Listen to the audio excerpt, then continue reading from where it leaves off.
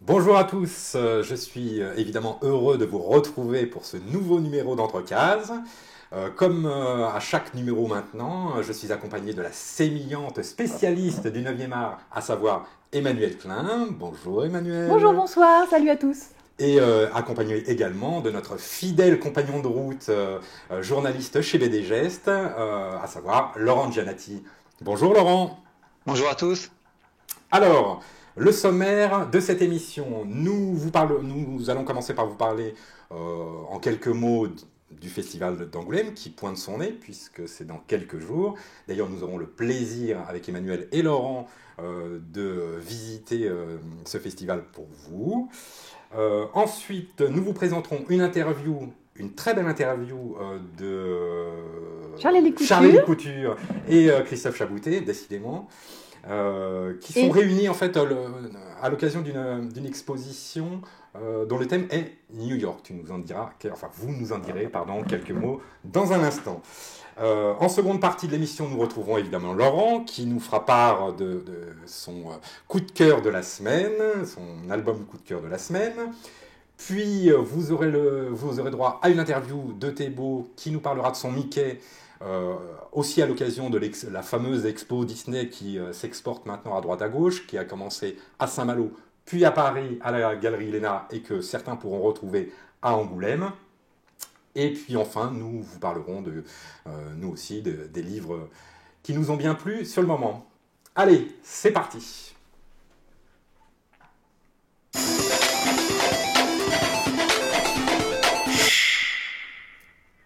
Alors Emma, parle-nous d'Angoulême. Quelles sont les nouvelles d'Angoulême ? Ça ne vous aura pas échappé, ça démarre dans quelques jours. Le 26 janvier, du 26 au 29, ce sera la 44e édition de ce festival international de la bande dessinée, dans lequel notamment Herman, Grand Prix, qui était avec nous il y a quelques semaines, va remettre sa couronne, puisque on a su là tout récemment, vous savez maintenant que ce sont les auteurs qui se cooptent entre eux. Tout le monde peut voter, c'est un vote à 2 tours. Le premier vote, ils ont eu début janvier une dizaine de jours pour donner tous les noms qu'ils voulaient.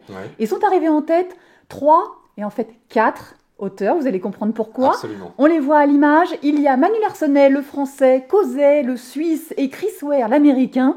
3 auteurs qui vont se partager, ce sera forcément un de ces 3-là qui va être récompensé, ce sera mercredi soir, mercredi 25, donc en pré-ouverture du festival. On annoncera donc à 18h le remplaçant, et donc celui qui aura l'honneur d'être le Grand Prix l'année prochaine, enfin le même Grand Prix en fait toute l'année, puisqu'il reçoit son Grand Prix, et donc il garde sa couronne encore une fois à 1 an. Et le fameux 4e. Et alors le 4e, c'est ça que je veux dire, c'est qu'en fait, celui qui est arrivé, je ne sais pas s'il était en tête en tout cas dans les 3 premiers, c'est Alan Moore, grand scénariste, immense scénariste anglais, que j'adore et que je vénère, le scénariste de Fromel, de V pour Vendetta, des Watchmen, enfin voilà, notamment ces grandes séries qui ont été adaptées au cinéma. Sauf que comme il a dit que de toute façon, il refuserait le prix dans tous les cas, qu'il ne viendrait jamais à Angoulême et qu'il voulait totalement se retirer de la vie de la bande dessinée aujourd'hui, du coup ils se sont dit c'est peut-être un peu bête de perdre une place, entre guillemets, même si les auteurs continuent de l'adorer, tout le monde continue de voter pour lui parce qu'on aimerait tellement, mais non. Et sur ces 3-là, vous avez un petit diagnostic ou une petite préférence peut-être ? On peut se lancer. Je peux dire. Moi, je pense que ça va être le Suisse. Je suis très neutre en disant ça. Laurent, toi, t'en penses quoi ? Moi, je pense pour Larsonnet plutôt. Ah, et ben on est d'accord. Bon, en plus, j'ai un petit faible pour Larsonnet, et toi ? Moi aussi, c'est Larsonnet. Larsonnet, surtout avec le rapport de Brodet. On les aime tous. Mais bon, voilà. Mais moi, attendez, pardon, juste nuance. J'aime beaucoup Larsonnet aussi. C'est juste que connaissant les auteurs qui votent, etc., et que ça fait longtemps que Causet, un peu comme Herman, ça fait longtemps qu'on entendait son nom, etc., plus souvent que celui de Larsonnet. Donc je me dis que c'est un peu à l'usure. Il devrait normalement décrocher un jour. Je le suis étonnée parce que c'est un peu difficile pour lui. Chaque année, on lui dit ça peut-être être toi, et puis en fait, il remballe son costard. Donc c'est un type adorable que j'aime beaucoup depuis longtemps. Et je me dis, Oui, mais on a vu Herman il y a quelques semaines. Lui aussi, il a attendu bien longtemps avant d'être récompensé. Chacun son tour, mon capitaine. Donc on verra ça. Ce sera mercredi soir à 18h, et donc d'où la semaine prochaine, on vous annoncera, forcément vous saurez qui que quoi. Voilà, il y aura plein d'autres prix qui vont être remis, il y a des prix sur les albums, des prix, il y a des expositions, il y a des spectacles. C'est un merveilleux festival. Allez en Charente, donc du 26 au 29, voilà, si vous aimez la bande dessinée. Évidemment. Le directeur artistique dit d'ailleurs que c'est une espèce de, c'est la Mecque de la bande dessinée. On va en pèlerinage, voilà, pour le 9e art. Donc venez nous rejoindre. Il faut l'avoir fait au moins une fois en tous les cas. C'est toujours intéressant d'y aller, c'est sûr. J'ai pas fait les 44, mais j'en ai fait quelques-unes. La suite. Donc, alors, on est allé effectivement, on le disait tout à l'heure en introduction, rencontrer des auteurs, des artistes, j'allais dire, oui.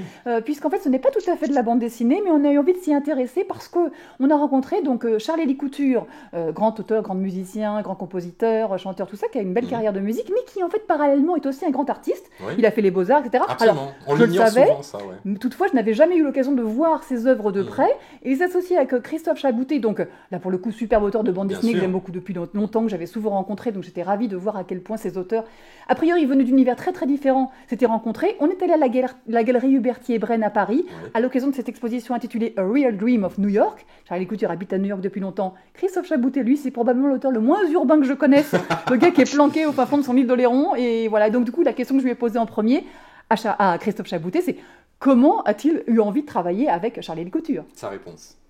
Oui, je lui ai envoyé 2 de mes livres à Charles-Élie à l'époque, il y a 3-4 ans, je crois, à peu près. Mais voilà, juste pour le remercier j'écoute sa musique depuis très longtemps, je suis son travail depuis très longtemps aussi, sa musique m'accompagne quand je travaille automatiquement. J'ai toujours aimé sa manière de raconter avec ses chansons. Et je voulais juste le remercier, donc je lui ai posté 2 bouquins à New York, qu'il a reçus, et il m'a répondu quelques semaines après. Entre-temps, je crois que tu as pris le plafond de ton atelier sur la tête. C'est pas moi, hein. C'est pas moi. Et puis oui, on a correspondu un peu par mail, et puis moi je commençais tout doucement à travailler sur des images de New York aussi, parce que c'est une ville qui me titillait un peu, du point de vue graphique, du point de vue... Enfin voilà, c'est mon New York rêvé, quoi. Et dans la suite logique des choses, en fait, la galerie Hubertier-Brenne essayait de rapprocher les auteurs de BD et les artistes contemporains, et je me suis dit que ça serait peut-être chouette si on pouvait essayer de faire quelque chose et monter quelque chose sur cette thématique-là, quoi. Vous lisez de la bande dessinée, Charles-Élie? Et les siennes, en l'occurrence, vous les avez découvertes, vous avez aimé tout de suite. Est-ce que c'est un graphisme qui vous plaisait? Sinon, je serais pas là. J'ai admiré son travail. Je trouve que le challenge qui s'était imposé à lui-même de faire des livres de je sais pas combien d'épais comme ça, sans dialogue, c'était de l'ordre de la disparition de Pérec. Et donc c'était je trouvais que tout d'un coup s'imposer à soi-même d'autres codes que simplement le fait de bien dessiner, c'était presque une démarche artistique en tant que telle. En fait, il se trouve que j'ai une formation de dessinateur, et que pendant très longtemps, le fait d'inclure le dessin dans la réalisation d'images était quelque chose qui me paraissait normal. Donc, arrivé à New York, disons que je me suis plutôt concentré sur la sémantique de l'image que simplement la réalisation de celle-ci, mais je suis d'autant plus à même, si je puis dire, d'estimer à sa juste valeur le travail impeccable, précis et concentré de Christophe. Ouais. Alors, on retrouve le noir et blanc cher à Christophe Chabouté. En revanche, énormément de paysages urbains, puisqu'on parle de New York. Ça, c'est très nouveau. C'est difficile pour vous de dessiner des voitures, de dessiner des immeubles. C'est pas forcément ce que vous aimez le plus faire, ou je me trompe? Non, mais ça fait du bien de se bousculer un peu. J'ai toujours tendance à me mettre des pieds pour aller me forcer à aller sur des terrains que m'obliger. Ouais, j'ai toujours travaillé tout seul dans mes bouquins. J'ai toujours raconté mes propres histoires, et arrivé à un moment, si on se chahute pas un peu, on tourne en rond, quoi. Donc oui, non, j'ai pas habitué les gens à dessiner des perspectives et des bâtiments et des choses bien carrées, bien raides. J'étais plutôt dans l'esprit des forêts, et de l'océan, parce que mais ça correspond aussi à mon parcours de vie. J'ai vécu et grandi en Alsace, au fin fond de l'Alsace, dans des petits villages, donc automatiquement dans mes premiers bouquins, j'ai dessiné beaucoup plus de forêts et de choses rurales. Ensuite, j'ai migré sur l'île d'Oléron, donc automatiquement l'océan est venu me chercher et j'ai commencé à raconter des histoires sur l'océan. Peut-être que je vais me pointer à New York bientôt, je sais pas, mais voilà, mais c'était vraiment c'est un truc qui me titillait, quoi, et je voulais aussi aller me frotter à des choses que je fais pas beaucoup et que j'aime pas faire, mais me secouer un peu, quoi. Alors vous, Charlie, je découvre plus votre œuvre graphique. Alors on est dans le noir et blanc aussi, avec du gris aussi. Vous avez une autre technique, une technique très différente. Lui travaille beaucoup à l'encre de Chine, vous c'est plutôt à l'acrylique, avec beaucoup d'effets de flou. C'est comme ça que vous voyez New York? Ben, tu vois, on évoquait le fait que Christophe, de son point de vue, a dessiné un New York de rêve où il n'est pas allé, et avec la précision du détail de celui qui, en même temps qu'il dessine, il le rêve. Moi, à l'inverse, et tous ces tableaux ont été faits là-bas, étant dedans, j'ai presque envie d'en extraire la quintessence sans justement en souligner les détails. Mais c'est une question d'âge aussi, peut-être. Après, moi, je le vois juste à travers des clichés, et je me réserve je me réserve le fait de me surprendre aussi en y allant. J'ai bien envie de me surprendre, et j'ai bien envie de l'écouter, New York aussi. Parce que je pense que c'est une ville qu'on écoute aussi beaucoup. Ce que je voudrais dire à propos de ton travail, c'est qu'il y a une réelle délectation quand on te sent dessiner, où tu n'as pas envie que ça se finisse, quoi. Tu dessines quasiment chaque boulon, chaque brique, chaque truc, et on sent que tu es dans ton dessin avec un réel plaisir, même si ce plaisir, je sais combien ça représente de temps, mais je trouve que ce qui est formidable dans ton travail, c'est de voir avec quelle constance tu restes là-dedans. C'est comme si tu voulais pas que ça se termine, justement. Alors que moi, au contraire, je sabote. Moi, je dis, ça suffit, c'est pas la peine d'en faire trop, laissons la place à la suggestion. Toi, on voit et c'est pas du tout péjoratif, mais l'application que tu mets sur tes dessins, je trouve ça proprement admirable. Allez découvrir les originaux de Charles-Élie Couture et de Christophe Chaboutet à la galerie Huberti et Brenne. Vous avez jusqu'à la fin du mois. C'est 91 rue Saint-Honoré dans le premier. Oui, il faut venir à Paris pour voir les expositions parfois. Cela dit pas tout à fait, puisqu'il y a une partie de l'exposition qui est également visible à la galerie du même nom à Bruxelles. Donc voilà, les Belges ont aussi le choix et vont pouvoir aller voir des belles images. Ça, c'est pour l'expo, mais on a envie de vous parler de livres. C'est Nicolas qui commence. Allez, quel est votre livre, votre coup de cœur du jour? Alors, mon premier coup de cœur s'appelle La fille de l'ouvre-boîte. Voilà, et c'est la fille qui tourne les pages. La fille de l'ouvre-boîte. Alors, l'année dernière, je vous avais parlé en fait de L'heure des lames. Je sais pas, voilà, on peut le voir, L'heure des lames. Donc d'un Britannique qui s'appelle Rob Davis et qui s'est lancé dans une trilogie qui s'appelle Knife O'Clock.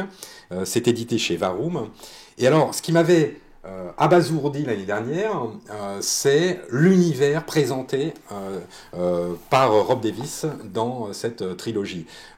Pour vous donner un petit peu l'esprit scénaristique, on se retrouve dans un monde où on ne voit quasiment que des adolescents, puisque tous les adultes, en fait, sont des espèces d'objets animés qui parlent, qui remuent, qui ont de l'action. Seuls les adolescents sont des humains. Et ces jeunes humains, en fait, sont confrontés à une réalité terrible, c'est-à-dire qu'ils connaissent chacun la date de leur mort. Et en fait, c'est la thématique globale on va dire, du premier épisode, L'heure des lames. C'est un univers extrêmement, en même temps sombre, en même temps inquiétant, complètement fictif, complètement à part, mais c'est un univers dans lequel on plonge. Alors, moi j'ai eu l'occasion, depuis la lecture du premier, de discuter avec certains lecteurs. C'est typiquement le genre de livre dans lequel il faut vraiment rentrer en termes d'ambiance, en termes d'état d'esprit, pour comprendre ce qui arrive. Moi, j'avais adoré le premier tome, je peux vous le dire, c'est cette espèce de surréalisme, le graphisme est génial. Lorsque j'avais lu le premier, je pensais que c'était un seul tome, et en fait, c'était une trilogie. Donc voilà le 2, et il y en aura même un 3. Et il y aura un 3e. Dans le second, on se concentre sur un des personnages qui est Vera Pike, qui est un personnage tout à fait particulier déjà dans le premier. Ce que je trouve étonnant, en fait, dans déjà ces 2 albums et dans la trilogie, j'espère, enfin j'attends maintenant le 3e déjà avec impatience, ce que je trouve étonnant, c'est que Rob Davis a réussi à créer non seulement un univers qui n'appartient qu'à lui, mais surtout un langage qui n'appartient qu'à lui. Il n'y a qu'un vocabulaire décalé. C'est-à-dire que si on veut vraiment comprendre de quoi il s'agit, il faut traduire au fur et à mesure toutes les paroles des divers intervenants en quelque chose qui s'apparenterait à notre français courant, enfin à l'anglais courant pour la version originale. C'est absolument fabuleux. C'est défini comme du roman graphique. Moi, je pense que ça va au-delà de roman graphique. Pour moi, il y a de la philosophie, il y a de la sociologie dans ces descriptions et dans ce scénario. C'est très difficile, finalement, je me rends compte d'en parler. C'est génial. Moi, je le conseille à tous les gens que je croise. C'est génial, c'est difficile véritablement de décrire cet univers, parce que c'est un univers en même temps tellement complexe et tellement original que ça en devient, oui, effectivement, difficile de partager cette passion. J'espère que j'aurai réussi, en tous les cas, à vous donner envie de le lire. Allez-y, c'est génial. L'envie d'avoir envie, c'est déjà pas mal. Allez. Absolument. Donc voilà, je répète, ça s'appelle La fille de l'ouvre-boîte et c'est chez Varum. Est-ce qu'on peut lire, du coup, le 2, pour tout hasard, parce que moi je n'ai lu que le 1, et le 2, si on peut le prendre directement, il faut avoir lu le 1 pour comprendre? Alors non, en fait, on peut les lire différemment, mais évidemment, je conseille d'avoir lu le 1. Je vous raconte pas pourquoi, mais c'est important en fait pour la suite. Et d'après ce que j'ai compris, le 3e bouclera effectivement la trilogie. Et là, il aura vraiment fallu lire les 2 précédents. Faites-vous plaisir, lisez 2 tomes. C'est du très très bon livre. C'est vraiment du très bon livre. Moi, l'actu du moment, vous l'avez peut-être pas difficilement loupé. On en a beaucoup parlé. C'est sorti la semaine dernière. C'est Tintin au pays des soviets, mais avec cette couverture bleue. Oui, bleu, parce que c'est une version en couleur. Vous connaissiez peut-être la version déjà publiée par les éditions Casterman avec une couverture blanche. Ouais. Mais alors là, Tintin a pris de la couleur. Rappelons que c'était tout première fois qu'on a vu apparaître Tintin dans les pages du petit 20e. C'était en 1929. C'est d'abord paru donc comme ça sous forme d'épisode, voilà. Et puis ensuite en album, donc en noir et blanc. Les toutes premières têtes de Tintin, au début on le reconnaît même pas parce qu'il a pas sa houppette. Alors justement, je voulais essayer de passer la page qui est intéressante, c'est que la première fois, en fait, il y a un moment, il vole une voiture tout au début de l'histoire. Et voilà, oups, mince, je l'ai raté. Je suis porte-livre aujourd'hui. C'est exactement ici que ça se passe. Vous voyez les premières planches ici. Il n'a pas sa houppette. On est jusqu'à la planche 6. Et la planche 7, hop, il part et il se prend un coup de vent. Et puis Hergé se dit, c'est pas mal, ça, je vais le garder. Donc voilà, drôle. La houppette est née à ce moment-là. Donc on est en 1929, je le disais. Oui, alors le dessin est d'une simplicité extrême. C'est la première grande bande dessinée. Il y avait très très peu d'albums publiés comme ça. Encore une fois, c'était au début fait pour être publié dans uniquement un journal, avant d'être comme ça, ainsi réédité. Donc en plus, ils ont dû retravailler, pas seulement en couleur, mais l'agencement des pages, etc. Mais voilà, alors moi, ce que j'ai aimé, évidemment, c'est la naissance de ce personnage extraordinaire qu'on connaît tous, qui a été traduit dans 77 pays, enfin 77 langues, même encore plus de pays. Tintin, je revérifiais, c'était 230 millions d'albums vendus depuis la création. C'est quand même juste probablement le héros de bande dessinée qui est le plus connu dans le monde entier. On en vend encore 500 000 albums en langue française chaque année, donc c'est vraiment, j'ai pas à vous vendre le succès de Tintin. Ce qui est intéressant, évidemment, c'est de revenir encore une fois à ses origines. Tintin au pays des soviets, donc il part, il est reporter au petit 20e, et il va aller voir un peu comment ça se passe de l'autre côté de l'Europe. À l'époque, c'était évidemment un grand voyage. Moi, ce qui m'a moins plu, c'est qu'évidemment, comme c'était sous forme d'épisodes dans des journaux, donc il y a des péripéties, mais toutes les 2 cases et demie, il n'arrête pas de lui arriver tout le temps des trucs. Donc moi, je l'ai lu d'une traite, bon, preuve que ça marche, mais ça, comment on dit, ça va, il n'est pas encore mort, c'est la 17e bombe qui se prend sur la tronche, là, en 3 cases. Voilà, il vole des voitures partout, il se passe sur des trucs. Oui, il suffit piloter un avion, pas de problème. Non, il est hyper doué, quand même, le Tintin. Mais voilà, mais Tintin et Milou, il n'y a pas encore de capitaine Haddock, il n'y a pas de tournesol, il n'y a pas tout ça, c'est vraiment la naissance du personnage. Donc évidemment, ça fera plaisir à tous les tintinophiles d'aller se replonger dedans.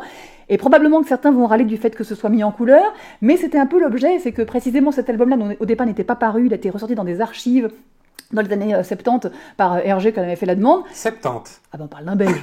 Il part de Bruxelles, il retourne à Bruxelles dans toute l'histoire.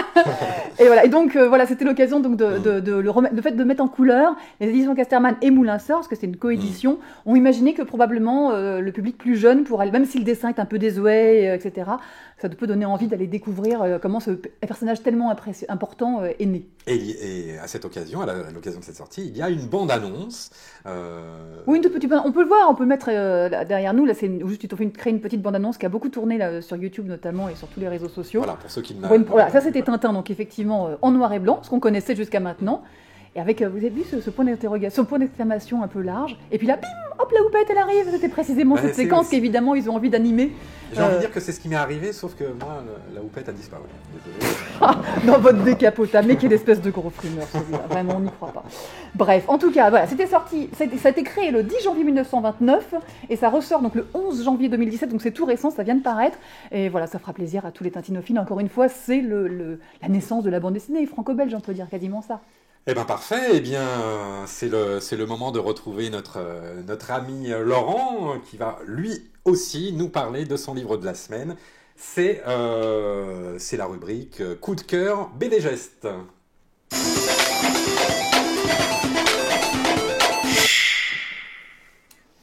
À toi Laurent, de quel livre vas-tu nous parler ?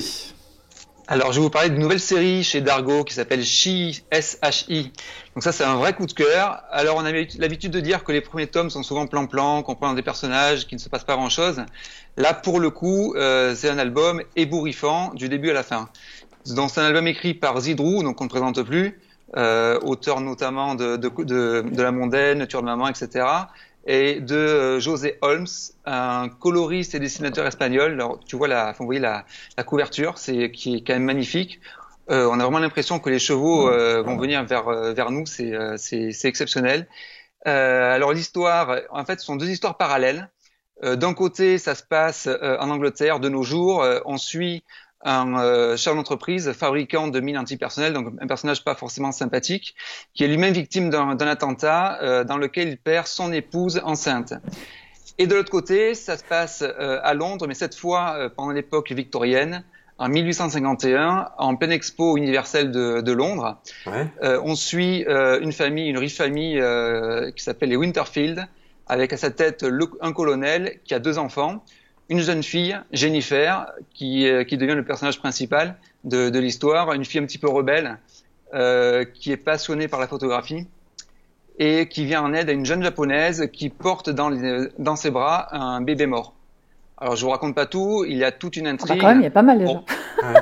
Ouais, et encore, je vous ai raconté que le quart de l'histoire. Donc c'est vraiment un super album d'intro.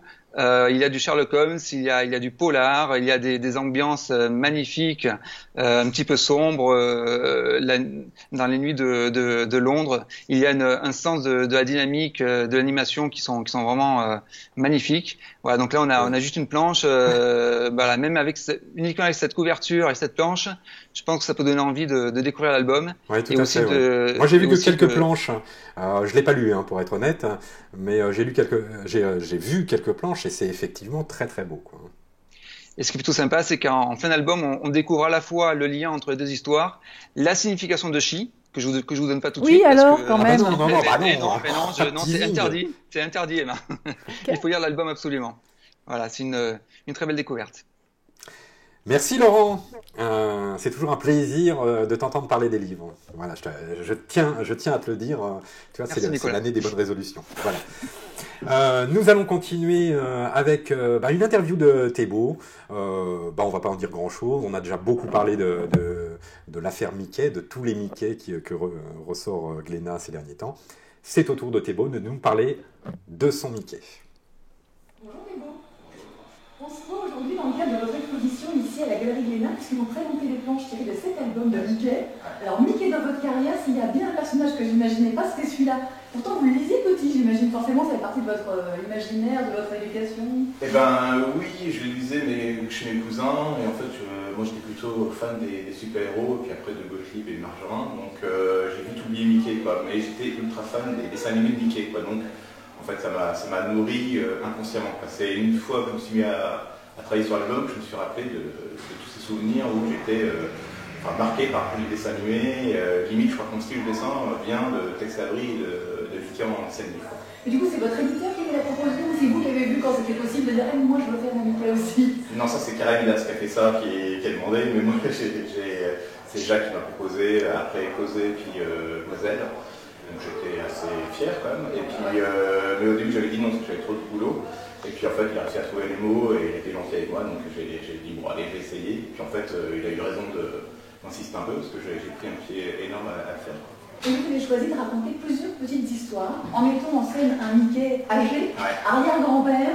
C'est un peu gonflé d'avoir fait vieillir comme ça en fait, les bandes dessinées ne vieillissent pas. Alors lui il a le droit de vieillir, il a le droit, non, moi je me suis pris le droit pareil, on avait pareil carte blanche. Donc j'ai dit bon je vais inventer un personnage parce que Pépé Mickey n'existait pas. Et puis je lui ai mis un arrière petit neveu parce que il n'est pas arrière-grand-père, Mickey n'a pas le droit. Donc moi c'était plaisir, c'est de créer des nouveaux personnages.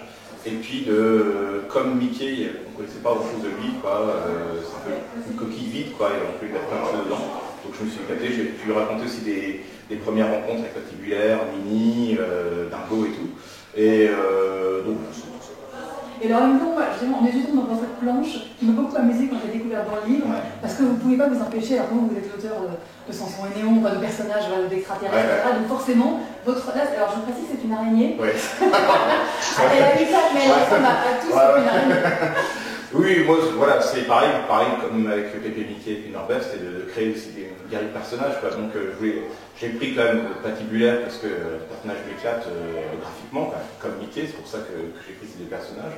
Et voilà, je me suis dit, bon, moi je vais inventer des trucs un peu dingues, donc une araignée avec un œil, avec une tête de genre sur le corps, quoi. Je vous l'avais dit tout à l'heure en un mot, mais c'est vrai que vous êtes permis de faire des grandes doubles pages de bande dessinée. Comme c'est des petites histoires, je le disais, il y a des grandes pages de chapitres aussi. C'est rare aussi en BD de pouvoir faire des grandes images comme ça. Voilà, carte blanche de Jacques Lénac, c'était tu fais ce que tu veux, tu t'éclates. Il n'a même pas regardé ce que je fais. Il a quand même regardé à un moment donné ce que je faisais, mais c'était fais-toi plaisir. C'était ça le mot d'ordre. C'était voilà, on te donne un jouet, puis tu t'amuses avec, tu le casses pas évidemment. Et donc voilà, le premier truc c'était de faire des grandes illustrations. J'avais fait ça un peu avec Alexop et les singes, mais comme c'était Karim Bass qui dessinait, j'étais un peu jaloux de lui, quoi. Donc je me dis mon premier truc c'est faire des doubles pages.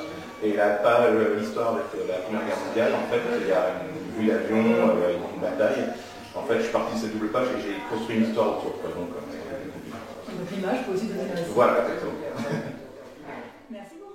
Bon, le son est moyen, pardon, mais en même temps, on avait vraiment envie d'entendre tes beaux causer de Mickey, d'autant que l'album est sélectionné dans les sélections jeunesse. Donc, aura-t-il le Folk Jeunesse jeudi prochain à Angoulême? Réponse dans quelques jours. Mais voilà, c'était évidemment important de faire un petit focus dessus. Merci à Thébault de nous avoir reçus à la Galerie Glénat. Voilà, on arrive donc tranquillement à la fin de notre émission.